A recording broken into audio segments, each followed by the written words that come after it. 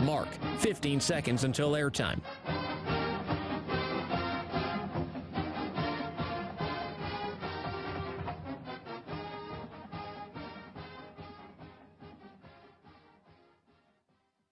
The following is a presentation of Learfield. Welcome to Duck Insider. Our whole athletic department, there's a level of expectations of success. Throw, catch, touchdown, Oregon. He can run and slam. He's back out for a three. Left wing is good. In the air to center, back at the wall. It's out of here. Really excited that we get to rep our Ducks and hopefully come back to Eugene with some championships. Indoor track and field national champion. Oregon repeats as the Pac-12 champion. And for the fourth time in the last 6 years, the Ducks are Pac-12 champions. We have so many teams that are excelling right now, and it's really fun to be a part of.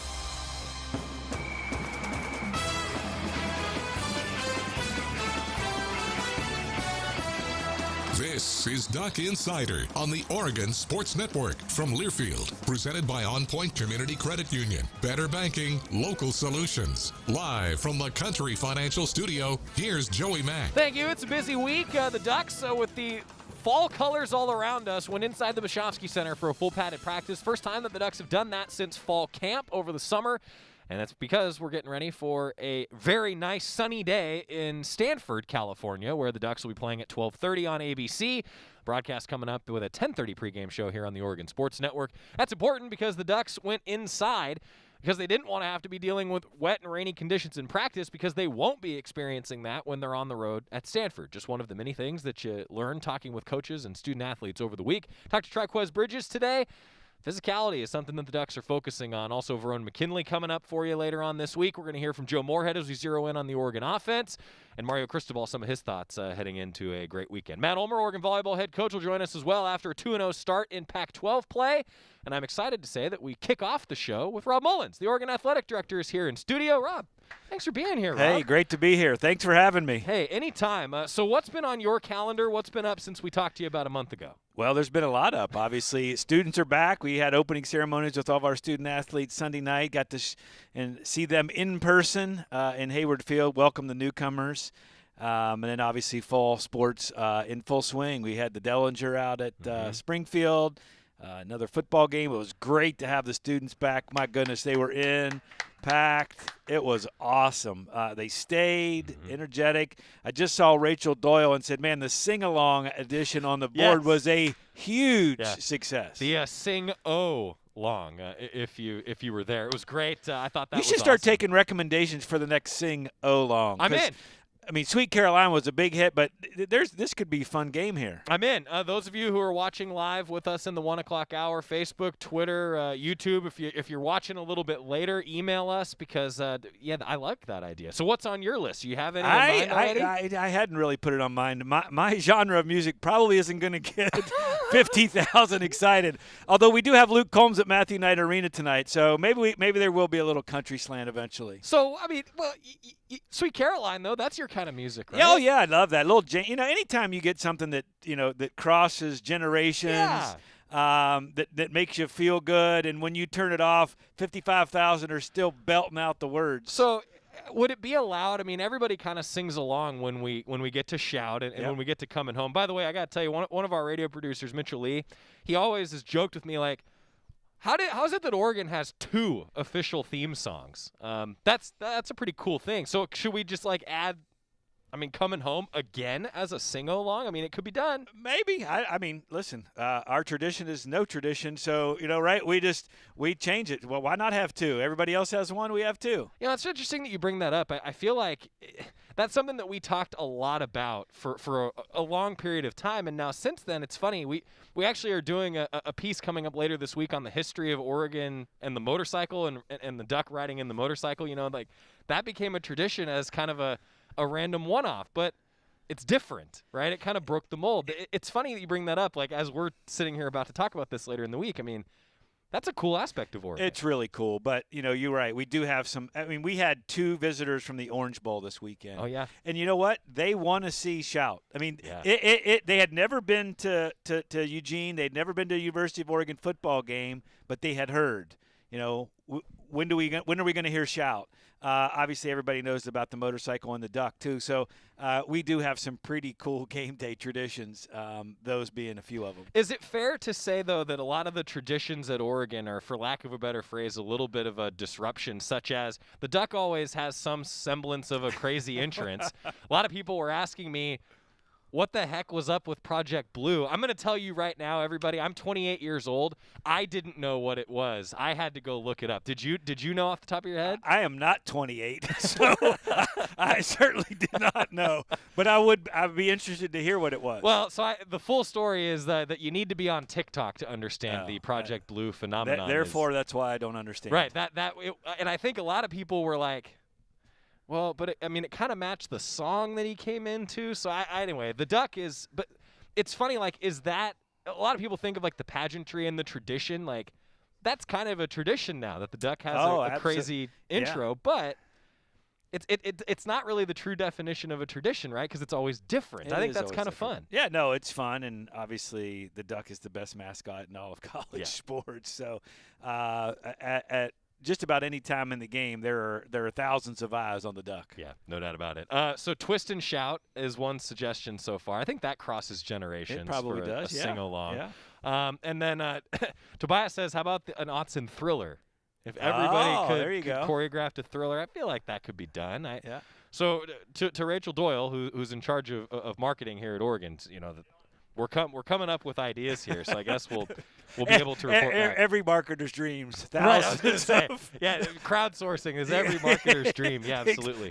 Thousands of song requests. Yeah, and in all fairness, there's no way to be able to hit everybody's favorite music. Right, that's got to be one of the most impossible things to do from a game day experience. No, song selection and volume are 50-50 propositions. Just about any venue, some want it louder, some say it's way too loud every time. But yeah, A+ on Rachel for picking Sweet Caroline right out of the gate, because that new intro was a huge success. Yeah, that was great. Rob Mullens joining us. So we were talking about the Autzen experience, Rob. I mean, just to go back to the students and the fans, and just it's been great having Autzen Stadium back to the Autzen Stadium that we know and love. No doubt. I mean, last year was very weird with no motorcycle, no fans, no duck, and just even leading up, but having the students back is just another element.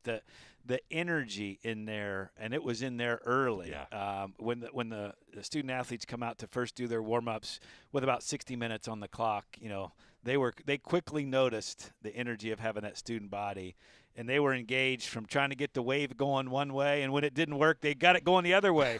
How about that? We must have some engineering students in that freshman class. I guess so. Well, and today the University of Oregon released a bunch of data actually on this freshman class. One, everybody, it's the largest ever. It's the most diverse ever, and it's also the best academically that the University of Oregon's ever brought in. And Rob, I think you and I would both agree with this, that a large part of, I think, the interest academically of the University of Oregon is the success of the sports programs. When an athletics team, it can, particularly those that are highly visible, can at least open the doors to a whole group of people to just take a look at the institution. Mm-hmm. And when you see Autzen, particularly on a fall night with a beautiful weather, outstanding day, and then see the students, the way they're engaged, and then all the other things that we've mentioned, shout, motorcycle, coming home, it's pretty cool. And when you combine, people taking a look, and then you have a vice president for enrollment management like Roger Thompson, somebody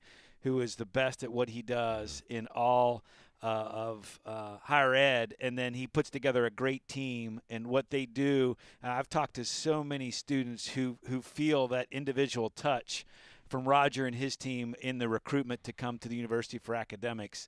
And then we all know, we experience it in recruiting.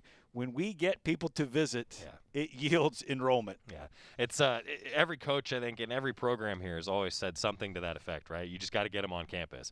And so Rob, one thing that I didn't expect to be able to ask you this today, but Fox released new media data today that said it was about 5.4, I believe, million people watched the Notre Dame-Wisconsin game. That was the most watched this past weekend. Oregon-Ohio State was close to 8 million. I think about numbers like that. I mean, the power of the Oregon brand is pretty significant. How often do you have that conversation just on a daily, weekly, monthly basis with your colleagues? Obviously, we monitor ratings for a lot of reasons, but when you see, even on the field before the Ohio State and Columbus, was talking to Joel Klatt. Harold Reynolds and I were talking to Joel Klatt. We got to talking numbers and asking him his thoughts. And I think almost 8 million blew away what even he expected, and it was. That is a huge reach, and you can also measure it by this. When you have a big win like that, the number of text messages and emails that come through the phone just give you, and it goes back years of relationships, right? You might hear from somebody you haven't heard from in 3 or 4 years. There's just a lot of eyeballs. And then there's, it was the most streamed college football game ever on Fox Sports, and then all the follow-up media after that is significant. So it can be exponential. Yeah, it was really cool to see and be able to think about those sorts of numbers, because Oregon has been involved in a number of the most watched college football games of all time. And I think that doesn't just happen, right? And that's, to bring this full circle, that's a lot more young people that are growing up watching Oregon, and maybe they want to come be a student at Oregon. Well, and even going one more turn on the circle, it's part of that brand, right? Yeah. Obviously that's a big game, but also whether it's the uniforms, whether it's the duck, whether it's the style of play, obviously winning, all that adds up. That's how you get to 8 million. Right. Rob Mullens, Oregon Athletic Director, with us, talking about a lot of good stuff. One thing that I did want to make sure that we talked about is the fact that you got a Pac-12 road game coming up. The Ducks are on the road at Stanford, that 12:30 kickoff. Just, hey, getting on the road, going down to the Bay Area, huh? Yeah, obviously, every week in the Pac-12 is going to be difficult, particularly when you're on the road. And, there have been some real battles between the University of Oregon and Stanford in Palo Alto. So it'll be a tough one, no doubt. Yeah, it's always it's funny. I think that a lot of people now, and people that were in school around the time I was, they call this a rivalry game. This has been the two teams that are the class of the North for really the last 15, 20 years or so. No, and when you think back, obviously this is my 12th season, and you think back to, whether it was the 2010 season or, the Andrew Luck's, the great DeAnthony Thomas play that was at Stanford. There have been a lot of classic games in this rivalry. Yeah, it's going to be a fun one. All right, we got a lot more to talk about. Rob Mullens, Oregon Athletic Director, here with us, taking some time out of his busy schedule. Quick time out. When we return to the Country Financial Studio, a number of different topics to cover, including a story that's going to absolutely warm your heart. I'm telling you. Come back after this on the Oregon Sports Network from Learfield. Dear Exit Strategy, no matter which Toyota you choose, there's an exit from the ordinary to match. See you soon, Toyota. Visit your local Toyota dealer or Toyota.com today. Toyota, let's go places. From the weight room to the classroom, on the field and off it, On Point proudly supports University of Oregon athletics because student athletes do so much more than bring us pride on game day. They bring our entire community together in Eugene and all across Oregon. So whether you're watching the game in the stadium, at home, or at your favorite local business, their success makes all of us stronger. On Point Community Credit Union. Join in. OnPointCU.com. Federally insured by NCUA. Equal housing opportunity. Dear Exit Strategy, no matter which Toyota you choose, there's an exit from the ordinary to match. See you soon, Toyota. Visit your local Toyota dealer or Toyota.com today. Toyota, let's go places. Your daily dose of Oregon athletics. This is Duck Insider from Learfield. Adopt US Kids presents What to Expect When You're Expecting a Teenager. Learning the lingo. Jelly. Jelly adjective. Jelly is a shorter, better way to say jealous. As in, Chloe, I am like so jelly of your unicorn phone case. You don't have to speak teen to be a perfect parent. Thousands of teens in foster care will love you just the same. Visit adoptuskids.org, brought to you by the U.S. Department of Health and Human Services, Adopt US Kids, and the Ad Council. What is dedication? My daughter started making necklaces. She makes what we call affirmation fashion. I tell her every day that your black is beautiful. And if there's anything better than being beautiful, it's being smart. And if there's anything better than being smart, it's being kind. And reaffirming that every day is our method of making sure her chin never drops. That's dedication. Visit fatherhood.gov to hear more. Brought to you by the U.S. Department of Health and Human Services and the Ad Council.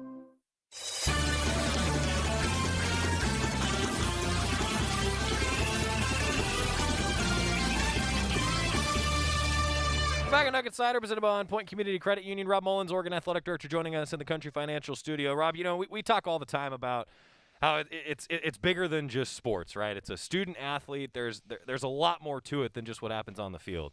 Well, many of you maybe saw this story on Instagram coming from a new University of Oregon student. And I'm going to give you the Cliff Notes version here and show the picture of Avante Dickerson and Triquez Bridges, who saw that a young student hadn't quite gotten comfortable with the process of getting food paid for with his Duck ID. You know, something that, I'll be honest, every freshman goes through a little bit of that. And Connor was just having a rough day.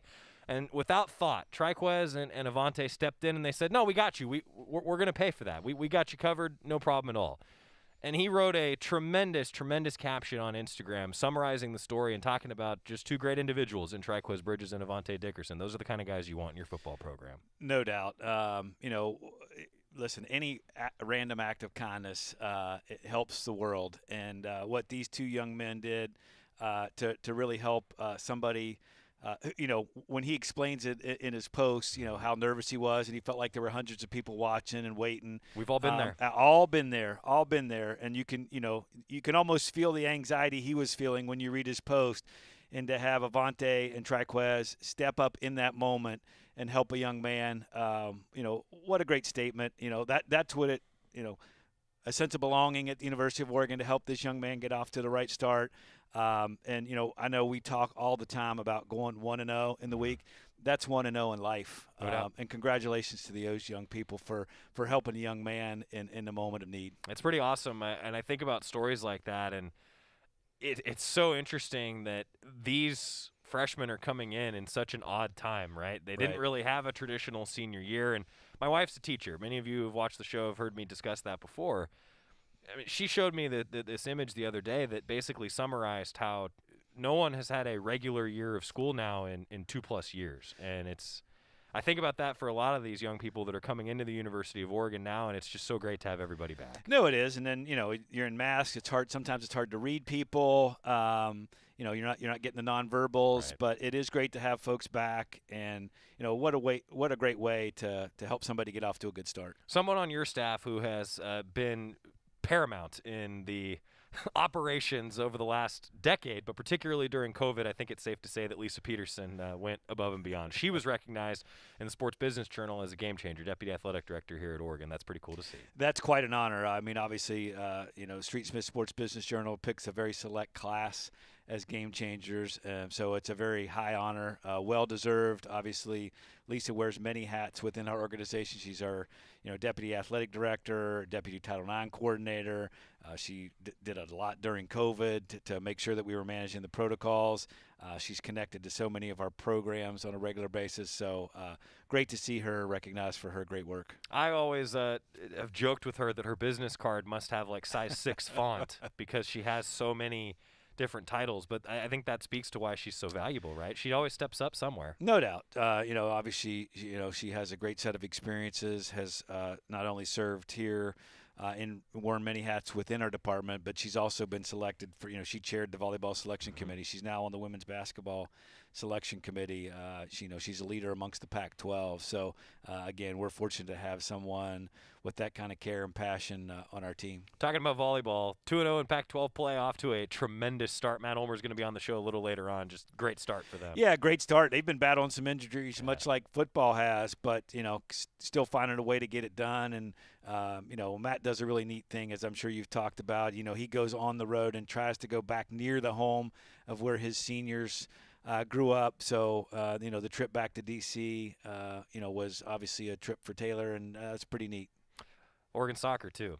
I just love talking with Graham Abel, and what a job. 11 matches dating back to last season. They're undefeated.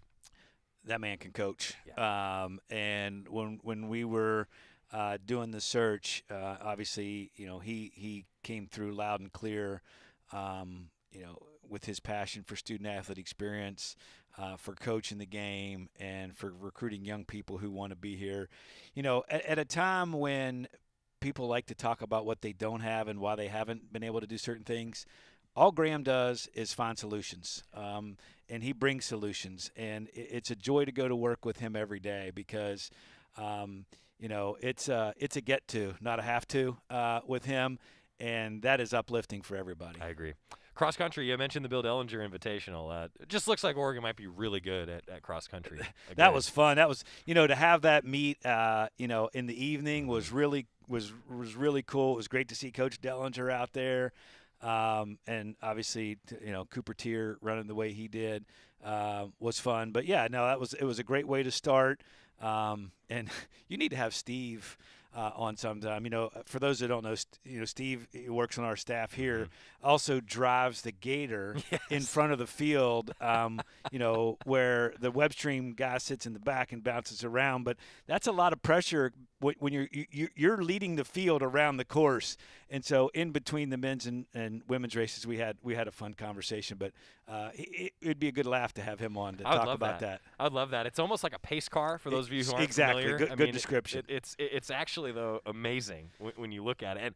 And I will say, so those of you who maybe haven't experienced it before, you're going to be amazed at how fast the pace car has to go to stay in front of these long-distance runners. Well, and at a certain point in the course, there's an inner loop and an outer loop. And, right. on one lap around, you might be on the inner. On the next one, you'll be on the outer. And you don't want to be the driver responsible for leading the front of the field the wrong way. So it would. I think our listeners would enjoy hearing the pressure that he's under driving that Gator. I love that. Rob Mullens, last thing for you. You ready for basketball season yet? I am ready for basketball season. Normally I would say, hey, let's give it another month. But we missed it last year, and Matthew Knight Arena is a special place. We have two great coaches who have put together an outstanding group of student athletes, both on the men's side and on the women's side. So anxious to see how that comes together. Yeah, I'm excited. Tickets are available. The Ducks are looking forward to being back with fans at Matthew Knight Arena. Going to be awesome. Also, I wanted to ask you this before I let you go. A really cool initiative that we talked about on the show previously, scheduling an educational partnership with the SWAC. That's a cool deal for the Pac-12 to do that. Tell fans a little bit about it. Yeah, no, I think it was an initiative the Pac-12 discussed. Is there a way through some of our diversity, equity, inclusion initiatives? A number of us have played SWAC schools who've come to our campuses. But what if we did a home and home? Yeah. Where not only do some of those SWAC schools continue to come to our institutions, but and we get a chance to go to theirs. And when we do it, let's build out more than just a basketball game. Let's build in some networking opportunities. Let's build in some educational opportunities so that we can share ideas and share experiences. And I'm really excited about what that's going to mean. I think it's really cool. I just love the direction of the Pac-12.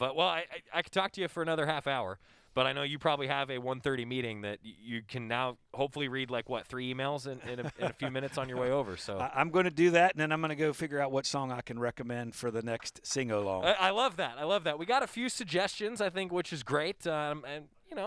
Thunderstruck is one that everybody's excited about. Yeah. It's got to be one, though, that fans can keep singing into the conclusion, right? Because that's what happened. That's exactly right. And obviously we want to be somewhat original. I know, you've probably seen the Game Day special where the Gators have picked up on a Tom Petty song because he was from Gainesville, and obviously my alma mater and hometown. Sing Country Roads, and Rocky Top at Tennessee. So we want to stay away from some of those. Yeah, you can't make it. And, I did see one fan comment that it makes me think of the Red Sox when you're talking about Sweet Caroline. Yeah, that's what everybody thinks. I know that Sweet Caroline gets played in a lot of athletic venues, but really the Red Sox, I think, were the original. And it gets played in a lot of watering holes. Oh, is that right? Yeah. You never know. That's why everybody knew where it came from. Oh, yeah. Light bulb. God, it just everything turns on. Rob Mullens, Oregon Athletic Director. Rob, thank you. Thank you, really guys. Appreciate it. Quick timeout. When we come back, going to talk a little football. Joe Moorhead, Oregon offensive coordinator, some of his thoughts on the Stanford Cardinal next on the Oregon Sports Network from Learfield. After 2 years of construction, my wife and I finally moved into our dream home. So when a bathtub fixture broke, causing major water damage, I was glad we had the home insurance protection we needed. How do you know your home is protected? Talk to a Country Financial rep like me, Nick Simon. We can help you understand your options and select coverages to meet your needs. Then if something happens to your home, you won't have any surprises. Need the right coverage for your home but not sure where to start? Visit TakeSimpleSteps.com or contact a local Country representative. From the weight room to the classroom, on the field and off it, On Point proudly supports University of Oregon athletics because student athletes do so much more than bring us pride on game day. They bring our entire community together in Eugene and all across Oregon. So whether you're watching the game in the stadium, at home, or at your favorite local business, their success makes all of us stronger. On Point Community Credit Union. Join in. OnPointCU.com. Federally insured by NCUA. Equal housing opportunity. You're listening to Duck Insider. Duck Insider on the Oregon Sports Network from Learfield.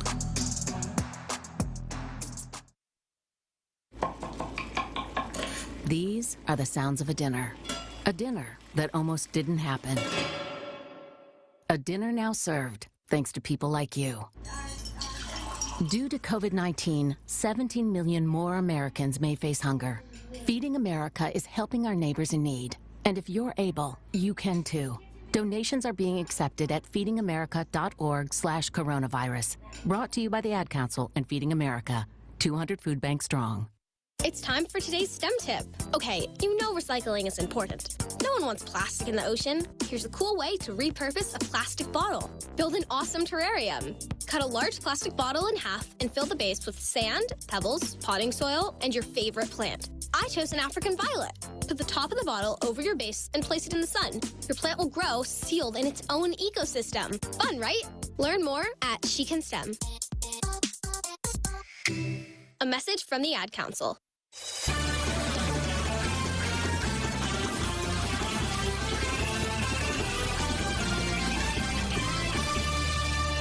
Welcome back to Duck Insider, presented by On Point Community Credit Union. Joey Mack here with you. So yeah, the sing-along, you don't want to just use a bunch of songs that are played everywhere else. I'm 100% in for that. So what are we gonna see?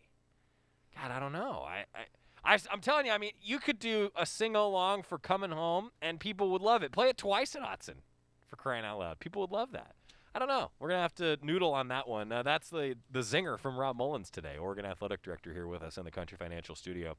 Let's talk a little football. Let's hear from Joe Moorhead, Oregon Offensive Coordinator. His thoughts on the win over Arizona, the matchup with the Stanford defense, and maybe getting C.J. Verdell a few more carries. Joe Moorhead on that and a whole lot more this week. Yeah, Coach, George Moore, super senior. What does he bring to the team with his experience, and how's he been performing actually on the offensive line without getting to ask Coach Mirabal? Sorry. Yeah, obviously a lot of experience, a lot of maturity. Great size, physical in the run game. Is doing a nice job in pass protection. A nice, steady, calming influence to a group that's playing some young guys. So George has done a real nice job.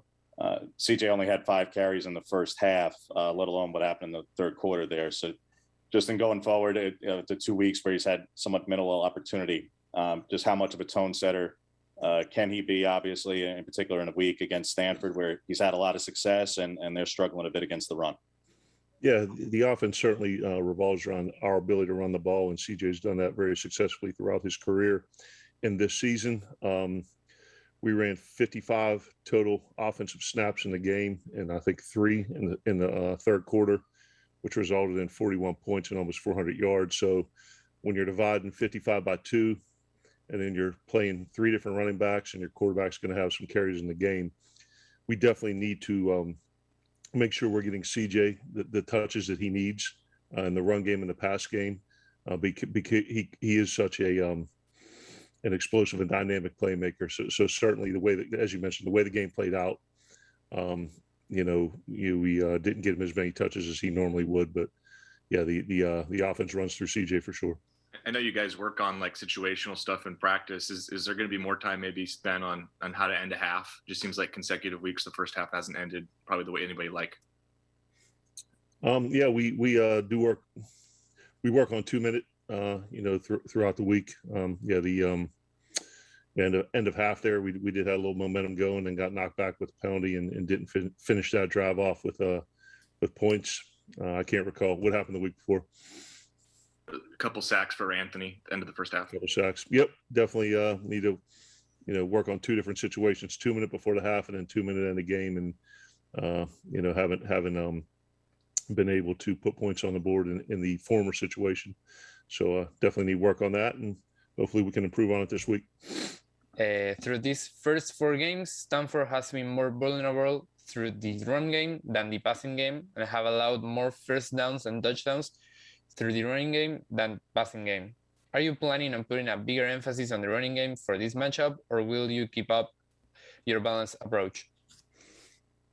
Stanford's got excellent personnel. They've got a scheme that is multiple in its presentation, both front wise and coverage wise, and they have at times shown to be very stout against the run. They've had some explosive plays get out on them, which I think skews the number a little bit.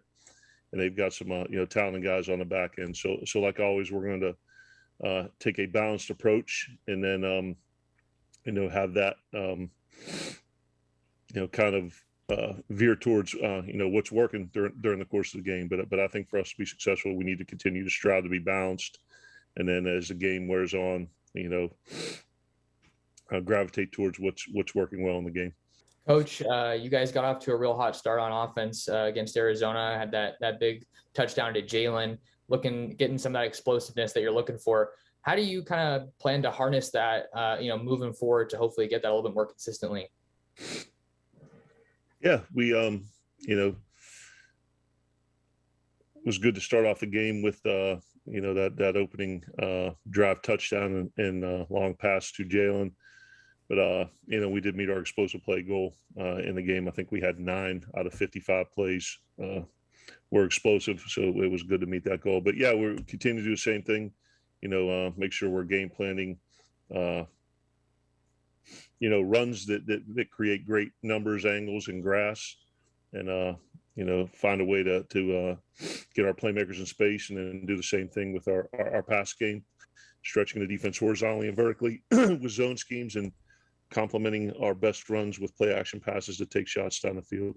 But I guess at the end of the day, yeah, we want to work to continue generating more and more explosive plays. Joe, your assessment of just how Anthony played this past week, where it seemed like a bit of a night of extremes, where he obviously has 3 touchdowns and 200 some odd yards, a couple incompletions are a bit long. He converts on 3rd down when it's 3rd and long. But first down passing was a bit tougher. So just your assessment of just how he played and kind of the highs and lows of it. Yeah, I'd say it was the word I'd use was productive. 20 yards completion, 3 touchdowns, no picks, and then I think right around 50 yards in the run game.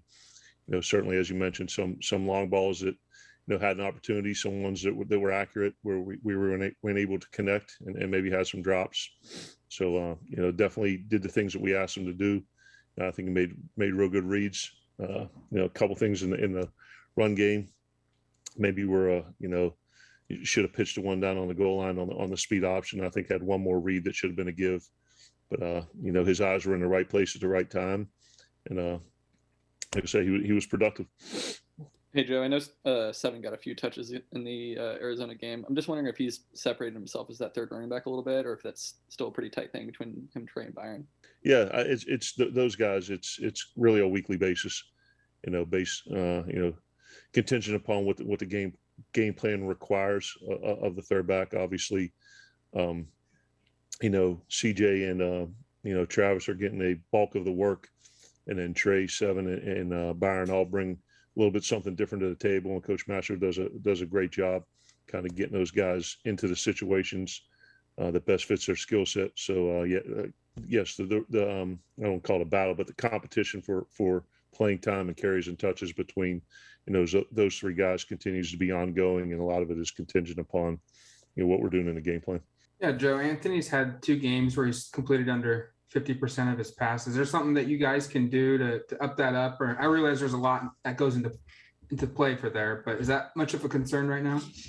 Our and my goal and barometer, we'd like the quarterback to be up around 65% is kind of the standard that I've always used. I think he's right around 57, 58 now for the season. So yeah, like I said, a lot of it goes into that.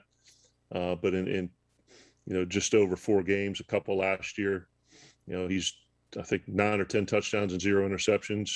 We're 4-0 with him as a starter, and he's making a positive impact on the team, with his feet. So definitely want to and will continue to work to elevate the completion percentage, but not at the expense of us being the number one scoring offense in the conference and the most important statistic, the 4 in the left column and the 0 in the right column. But yes, we want to continue to get that thing up as high as we can, improve the pass game and get us up to close to 65% would be the goal. Joe, I know Ty only got in there at the very end of the last game, but what are your thoughts on his performances in the last 2 weeks now? The last 2 weeks, I thought he did a real nice job against Stony Brook. I think we, put him in the situation there at the end of the game. The second to last drive, it was 2 handoffs, and then we threw some things down the field, on that last drive. And I know the first one he thought he should have connected on, missed a little high on the throw to Vecchi, and then underthrew the one to Ty. So I know Ty is, not pleased with the inaccuracy of those balls, but that happens at the end of the game. But that's certainly not that snapshot and those 4 plays aren't indicative of, I think his overall performance, this season and throughout camp. But it was good to get him in there in a conference game and get him some reps and allow him to throw the ball down the field. And the future is very bright for Ty. You mentioned taking deep shots earlier. I know you guys have taken at least 1 to 3, maybe 4 a game. It seems like a lot of those aren't being connected on. You kind of now having had time to assess those. Was there common trends there and why those aren't working? And how do you guys correct that? Yeah, we, I think we hit 1 to, 1 to Red. I think hit 1 to Chris right before the half. 1 to Johnny that we had a pass interference on, and a couple others towards the end of the game that we didn't connect. When you're taking max protection or shots down the field, your desire is to hit 100% of them. The reality of it is, those are good. They call them 50-50 balls for a reason. So, and the one we threw to Micah, we overthrew that one in the end zone. So 100% of overthrown balls are incomplete. So the ones that are go balls against man-to-man coverage, we got to continue. And then we threw another one to Red right there, kind of bobbled on the same route as Micah. I thought that was good. We got to give those guys a chance when it's man-to-man and we're running go routes. When it's zone, we have to make good decisions when we're stretching the defense horizontally and vertically. But we're going to continue, to take shots down the field and try to take advantage of matchups and certainly have to improve our completion percentage on those opportunities. That's Joe Moorhead, Oregon offensive coordinator, talking Stanford. The Ducks taking on the Cardinal, 12:30 kickoff on Saturday. It's on ABC. We'll have a 10:30 pregame show on the Oregon Sports Network. And hey, sync up your audio. You can listen to Jerry and Jorgie. Why wouldn't you do that? I know I would. Matt Ulmer's here, ladies and gentlemen. He actually had something nice to say, but his mic wasn't on. I know I would. Thank you. Matt Ulmer, the Oregon volleyball head coach. Scott didn't help you out there. I really appreciated what you just said. Perfect. I usually don't turn on your mic until I show you on camera, right? Oh, yeah. Then it would have been the voice well, it was just, or something. I just really felt like I wanted to contribute that. Well, thank you. Appreciate that. Yeah, Sure. so you can always sync it up so that you can listen to the radio via terrestrial radio, one of our streams. It's the best way to do it. They're so good. Thanks, man. Yeah. He's Matt Ulmer, Oregon volleyball head coach. They're 2-0 in Pac-12 play. We're going to talk with him next on the Oregon Sports Network from Learfield. As my family continued to grow, I realized I'd have to replace my beloved Jeep with something that has, well, more seats. I'm Jason Hines, Country Financial Rep and father of 7.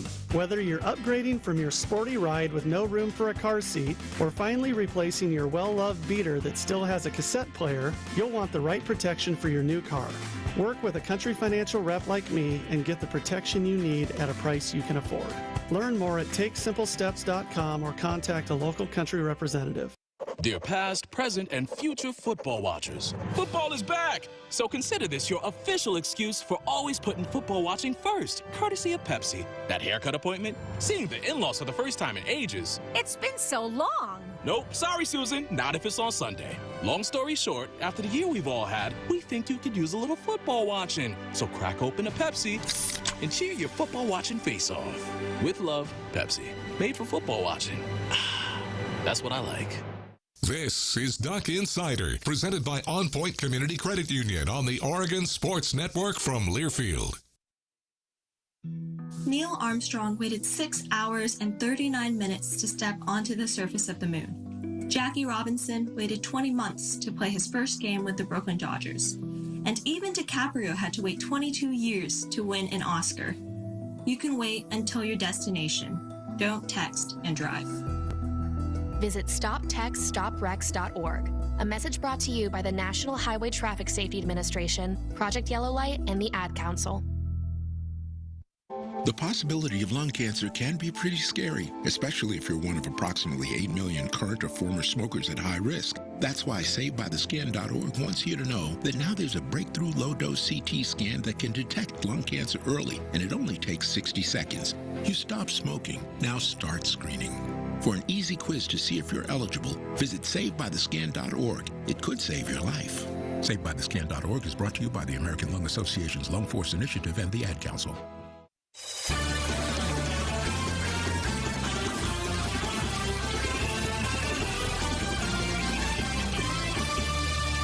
Oh, we're having fun. It's Duck Insider, presented by On Point Community Credit Union. I'm Joey Mack. He's Matt Ulmer, Oregon volleyball head coach. Nothing but fun. He also has, he probably hasn't forgotten this, but right before we all had to, for lack of a better descriptor, vacate our offices in March of 2020, we had plans in place for post-women's basketball season that Matt and Kelly Graves were going to co-host a Duck Insider together. Whatever happened with that? Well, we couldn't do it because we all were out of the office. So you think, like Zoom, that wouldn't have been as good? Well, so we got to a point where we maybe could have done an entire show with Zoom, but we just didn't.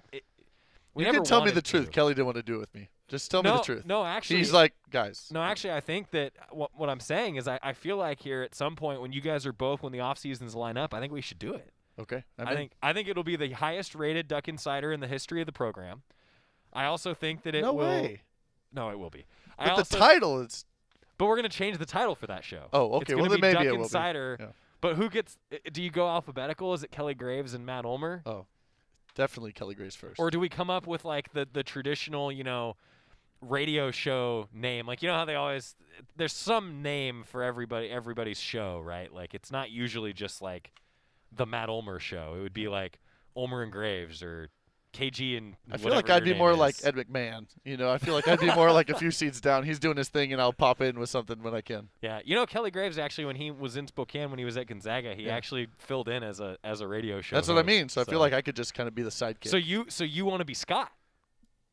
I'm not a sidekick. Yeah, nobody puts baby in a corner. All right.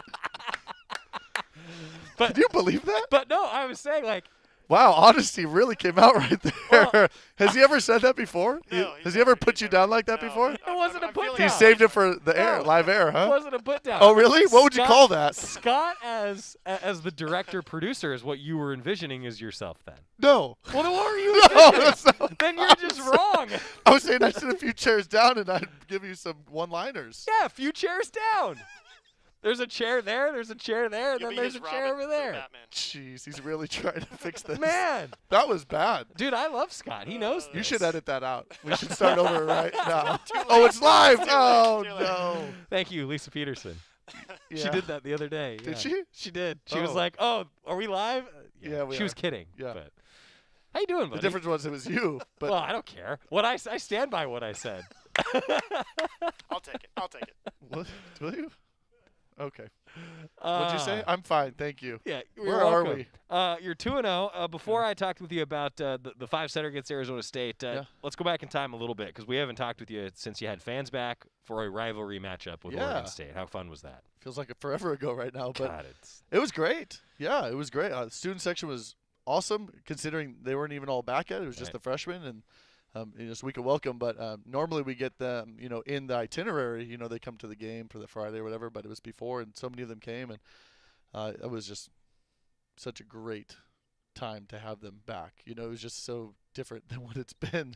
Yeah. Again, it really felt like a college game, a college atmosphere, school pride. I mean, it was just our players were so excited and that was very meaningful. So, and then, to beat the Beavers anytime, especially at our place with our fans, that was great. So I'm just really happy for our players. Yeah, that was awesome to see. I think that everybody that I got a chance to talk with afterwards, it was like that was one of the best shouts ever. Just because everybody was so excited to be back in that environment, which that's pretty special. It was loud. Yeah, that's good. Yeah, that's what you want. Yes. Right. Now we were talking before you came in, and you're probably like actually doing your real job in coaching. So I don't expect you to have heard Rob Mullens say that the tradition at Oregon is to be untraditional. I thought it was really interesting because we actually are going to do a piece about. He was on before me. Yes. He went first? Yes. Okay. Go ahead. Keep going.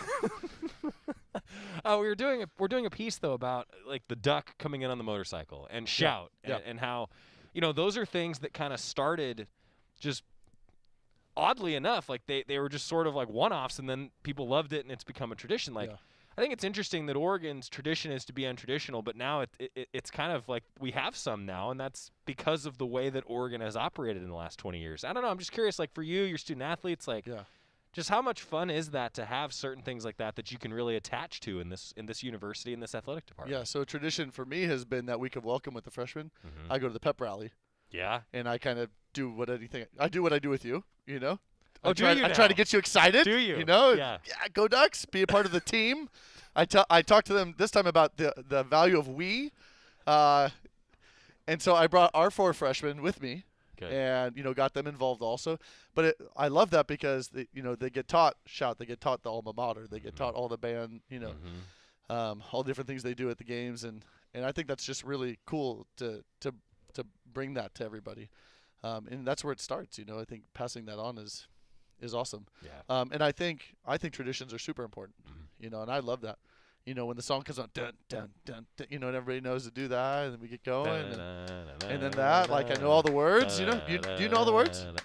I'll be honest, I'm really, really bad about that because I'm always. Holy moly! So I have to. So no, this is a fun. No, you're gonna love this though. Yeah. This is a fun story because, as a freshman, for me, I loved this stuff. Right. Well, I always used to give my friends who worked in the Alumni Association a hard time because on the back of every one of the beat shirts that you would get as a student was the fight song lyrics. Yeah.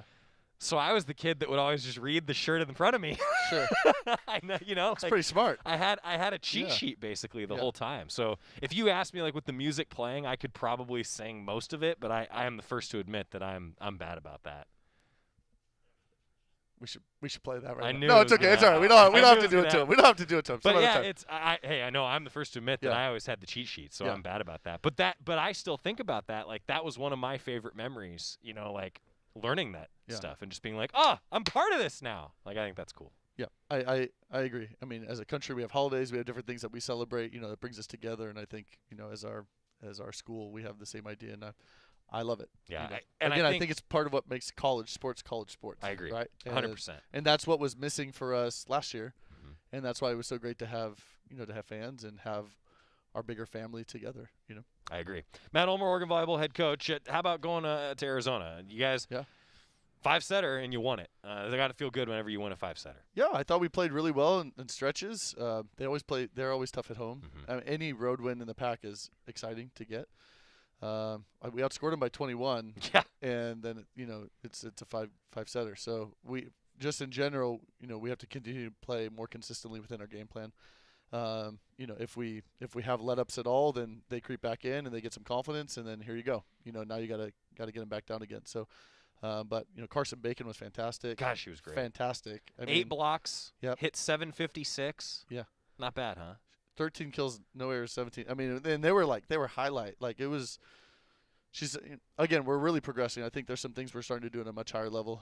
And again, it's just going to be about can we just continue to do that and stay healthy, and it was great. Well, that's what I was going to ask you. I mean, you talk about winning by 21, but it goes to 5 sets. Yeah. You're dealing with some injuries, right? You're still trying to figure that out too. Forever, probably, right? Yeah. I mean, I just feel like if you're playing competitive sports every day, then stuff's going to happen. And again, what I've always been impressed with our group is it's not an excuse. We just keep fighting and find a different way, and it might be a little untraditional, but other people step up, and I think that's what makes the team great. How'd Becca Morse do for you? Homecoming for her. Awesome. Yeah, awesome. She had 20 kills, I think, against Oregon State in 3 sets, which that's phenomenal. And then 20 digs, and then she had 19 digs against Arizona State, and she played great at home. And I thought she stepped in and did a great job. Like I said, I mean, most teams don't have a Becca Morse on their bench. Yeah, pretty nice, huh? Oh, and I mean, some of the plays she makes, I've never seen people make. She's so fast, and she's a crowd favorite for sure, and a great teammate. And I bet it had to feel good for not only her, but Brooke Nuneviller going home, getting a win. That always feels nice. And I think Brooke's ankle's starting to feel better. Good. I mean, I thought, yeah, exactly. I thought the 5th set, we weren't going to lose. She took over. She wasn't. I think she scored the first 4 or 5 points on her own. and just they knew it was going to her and it didn't matter. So I mean, she really did some amazing things there, and she was great. Abby Hansen did a great job, and Becca, there's 3 Arizona kids, and Reagan Hope is injured, but she's there, and we had a sizable crowd in Arizona. Yeah, that's what you love to see. You do. Absolutely love to see. You guys are on the road again. Yep. 6 o'clock Friday in Boulder. The longest road trip, distance-wise, for your squad. So you got Colorado coming up. They're pretty good. Very good. Yeah. Very good. I think their RPI right now is 7. Pretty good. Pretty good. Yeah. And they just beat Utah this last weekend. Utah beat Washington. Utah beat Nebraska. I mean, it's our conference. Yeah. I mean, you're just going to go play really good teams all the time, and again, that's why we're here. So that's Colorado coming up Friday, 6 o'clock on the road. You'll be able to watch that match for Oregon volleyball coming up from Boulder on Pac-12 Network. 11 a.m. on Sunday. The Ducks are in Salt Lake City. Similar, you can watch it on Pac-12 Network. I got to ask you, because you are a man who has been involved in some marathon sets, some truly marathon sets. Yeah. Washington won a set this weekend, 46-44, and then lost the match. Crazy, huh? Just one brutal. Yeah. But 46-44, Matt. I was excited to watch it, but my DVR cut off. Did it really? Yeah. No It kidding. cut off at like 24 all or whatever it was. I was like, Wow. there's still half the set is left. No kidding. But yeah, I mean, I'm always just so impressed by the student athletes that can just keep their focus and just go right back and do the next point for that long, and just it's nerve-wracking. Yeah. But they handle it. Again, it brought up a lot of memories of our 41-39 against Minnesota. That's what I was just thinking. Yeah, we talked about that a lot in the group, and I just had so much respect for both sides in that match, in that set, to handle it the way they did, and so same thing for them. And those are two really Washington State are really good teams, and it was a good crowd, and I think that's really cool for volleyball. Correct me if I'm wrong, but that 41-39 set was the longest in the history of not only Oregon volleyball but postseason volleyball. I think that's still the case, right? Yeah, and except for now. Yeah, well, but at the time, I think at the yeah. time it was definitely postseason. I don't remember if it was rally scoring. Yeah, it might have been. It was long. It was long. Yeah, that was really something. But that yeah, was. 46-44. I'll be honest. I had that match on, and I had you guys on, and I saw the score, and I went, well, that has to be a graphic mistake. Right. Like that has to be like someone plugged in the number, something happened where something was messed up, and nope, that was wild. So Pac-12 volleyball, it's pretty good. It is. It's so good. It's pretty good. Yeah. Hey, thanks for being here today. Thank you. Before we let you go, Matt sent in a nice video. Flat Joey is out at practice. Women's So, basketball. Matt, can you do play-by-play for us? So here's Joey with that silly grin on his face, and look, first Oh, it's women's sideways. basketball practice. Oh, shot vertically. Is that what I did wrong?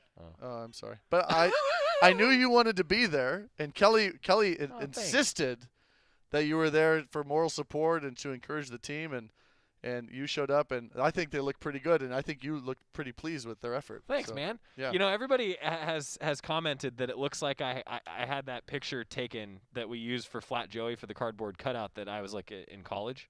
Yeah. No, that was last year. So thanks, everybody. I'm really youthful looking now. It was the hair. It was the hair. I think that hair needs to come back. Do you have a suggestion for the Sing O-Long? Oh, yeah. So at Autzen, Tobias we asked. started the Sing O-Long for Autzen Stadium. Sweet Caroline was the first one that they did this past weekend, Matt. And so Rob Mullens said, well, hey, we could take some suggestions. And I'm going to, in all seriousness, we have like 30 seconds. So if you have any that come to mind right away, fire off. What Nothing appropriate. What would Just you want? came to mind. Everything that came in my head was like, hey, don't say that. Don't say that. No, don't say that. That sounds about right. Don't He's do it. Matt Ulmer. Are you proud of me for not saying any of them, though? So that's. I think that's progress. See, you're going to be perfect as the not sidekick to Kelly Graves here hosting the show. See? Yeah. We could do this.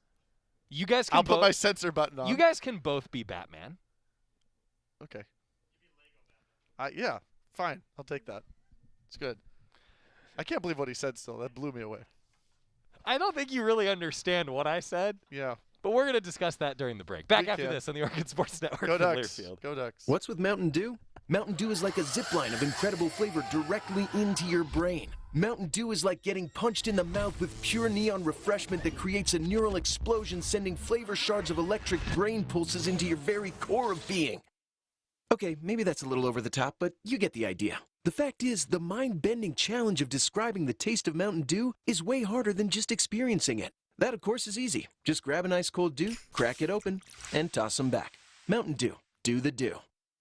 From the weight room to the classroom, on the field and off it, On Point proudly supports University of Oregon athletics because student athletes do so much more than bring us pride on game day. They bring our entire community together in Eugene and all across Oregon. So whether you're watching the game in the stadium, at home, or at your favorite local business, their success makes all of us stronger. On Point Community Credit Union. Join in. OnPointCU.com. Federally insured by NCUA. Equal housing opportunity. More Duck Insider coming up on the Oregon Sports Network from Learfield.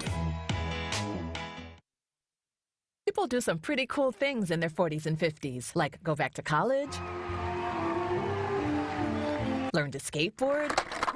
Okay, maybe that one's not for everybody, but saving for retirement is. At aceyourretirement.org, you can get on track with your retirement savings no matter your age. Just have a free 3-minute chat with the friendly digital retirement coach, Avo, and receive personalized tips to help boost your savings. Start chatting with Avo today at aceyourretirement.org. A message from AARP and the Ad Council.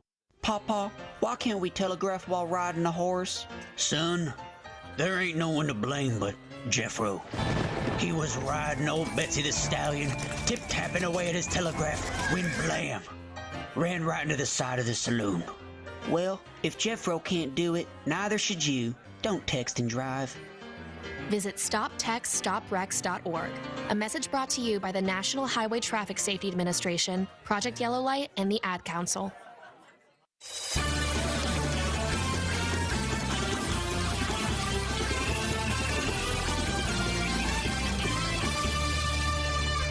We're back on Duck Insider, presented by On Point Community Credit Union. Matt Ulmer, a sidekick to no one. And apparently Scott Phillips, a sidekick to no one. Did you understand what I meant? Put your mic on, turn your microphone on. I knew what you meant. Thank you. I was not insulted. Of course not. But a sidekick is usually on camera. I know I'm on camera right now, but traditionally I'm not. So then what are you? I'm the guy behind the curtain. Right. A sidekick. But is that He is the brains of the operation. Zoe, one of our interns. Brains of the operation, absolutely. I don't know. I was not insulted. You shouldn't have been. I'm not. Because, let's be honest for everybody, let's break that fourth wall again here. The show isn't on the air without Scott. So, it's not a Batman Robin thing. What is it? I got nothing. I got nothing. What a show, I think. See you tomorrow. Adopt US Kids presents What to Expect When You're Expecting a Teenager. Learning the lingo. GOAT, G-O-A-T, acronym, stands for Greatest of All Time. As in, spaghetti sandwiches for dinner? They're my fave. Dad, you're the GOAT. You don't have to speak teen to be a perfect parent. Thousands of teens in foster care would love you just the same. Visit adoptuskids.org. Brought to you by the U.S. Department of Health and Human Services, Adopt U.S. Kids, and the Ad Council. Is that a faucet running? That's not a faucet.